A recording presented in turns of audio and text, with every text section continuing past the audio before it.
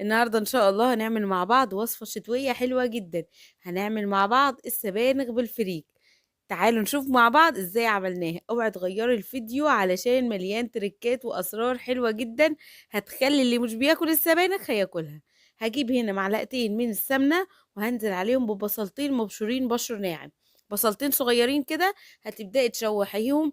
بمجرد ما البصلة بتدبل معاكي هتبدأي هنا تكوني يعني ايه على ايديكي او في الكبة. كزبرة خضراء مع توم. التوم على حسب ما بتحبي، في ناس بتحب نكهته كتير في الاكل وناس بتحب ايه على حسب الذوق طبعا. انا هنا حطيت حوالي يعني ايه 8 فصوص توم كده، ومعاهم ايه ربطة كزبرة خضراء بتدي طعم حلو جدا. تشويحة البصل مع الكزبرة الخضراء والتومة بتدي ريحة مش عايزة اقولك. الفريك هنا انا غسلته وصفيته وما نقعتوش، غسلناه وصفيناه بس مش اكتر من كده. حابه تحطي نص كوبايه، معلقتين ثلاثه زي ما تحبي ضيفي. انا هنا حطيت حوالي نص كوبايه من الفريك. تمام. بعد كده هنجيب السبانخ طبعا. غسلتها وبعد ما بغسلها كده ببدأ أقرطفها زي ما انتوا شايفين. يعني ما قرطفتهاش وبعدين غسلتها، لا انا غسلتها الاول كده.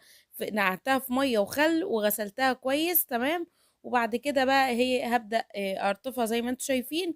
وهبدأ امسكها على ايديا كده زي ما انتوا شايفين وهقطعها بالسكينة. حابة تقطعيها بالمخرطة بس هي كل ما بتبقى الخرطة بتاعتها يعني زي في الوسط كده او صغيرة، مش الناعمة. هتبقى قيمتها الغذائية عالية وحلوة. يعني تقطعيها زي الخضرة كده ما بين ايديكي تمام. بعد كده بقى هبدأ انزل كده بيها على الخضار بتاعي اللي هو الكزبرة مع البصل مع التومة مع الفريك. هبدأ برضو اشوحها مع الفريك كده. وطبعا مهدية النار عليهم وهبدأ كده ايه ادبلهم مع بعض. بحيث ان هو ايه كل ما بتقعد على النار السبانخ بتتبل بالبصلة تمام وبتاخد نكهة التوم. بعد كده نزلت بمعلقة من بهارات اللحمة أو 7 بهارات. ومعلقة من الفلفل الأسود. حابة تضيفي أي بهارات تانية بتحبيها مفيش مشكلة. حابة تضيفي بهارات فراخ ضيفي، حابة تضيفي بهارات لحمة. يعني زي ما تحبي. أنا هنا مش بضيف لها غير فلفل أسود واللي هي بهارات. زي ما قلت لحضرتك هنا أنا مش بضيف لها غير فلفل أسود وبهارات لحمة. بعد كده هبدأ بقى أنزل بالطماطم. حوالي نص كيلو أو كيلو إلا ربع من الطماطم بتضربيه ضرب ناعم في الخلاط. وبتنزلي على السبانخ بتاعتك تمام. هتسيبيها كده تغلي وتتسبك معاكي زي ما انت شايفة تمام.